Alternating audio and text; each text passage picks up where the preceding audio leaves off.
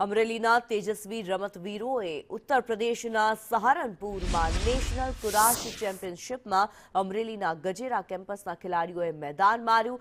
દેશભરના 33 રાજ્યોના ખેલાડીઓ વચ્ચે ગુજરાતના ફાળે આવેલા કુલ 14 મેડલમાંથી અડધા એટલે કે 7 મેડલ માત્ર અમરેલીના જ છે। એસજીએફઆઈ નેશનલ કુરાશ ચેમ્પિયનશિપમાં 800 જેટલા ખેલાડીઓએ ભાગ લીધો હતો, જેમાં ગજેરા કેમ્પસના રમતવીરોએ શાનદાર દાવપેચ બતાવ્યા।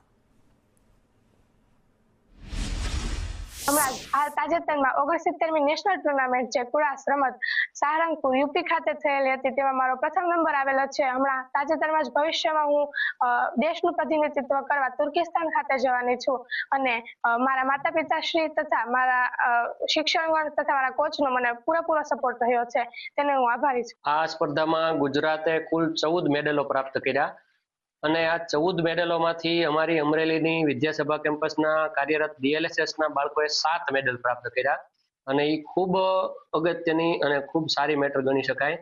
ગ્રામ્ય લેવલના બાળકો જે ડીએલએસએસમાં અભ્યાસ કરે છે એ આ રમતમાં નેશનલ કક્ષાએ ભાગ લે એ અમરેલી માટે ગૌરવની બાબત કહેવાય। જે પેથાણી કાવ્યા અને ધાંધલા વિધિ આ બંને વિદ્યાર્થીનીઓ આ શાળામાં અભ્યાસ કરે છે અને તેઓ નેશનલ લેવલે ગોલ્ડ મેડલ પ્રાપ્ત કરી હવે આગામી ફેબ્રુઆરી માસમાં તુર્કિસ્તાન ખાતે આંતરરાષ્ટ્રીય કક્ષાએ પાર્ટિસિપેશન કરશે।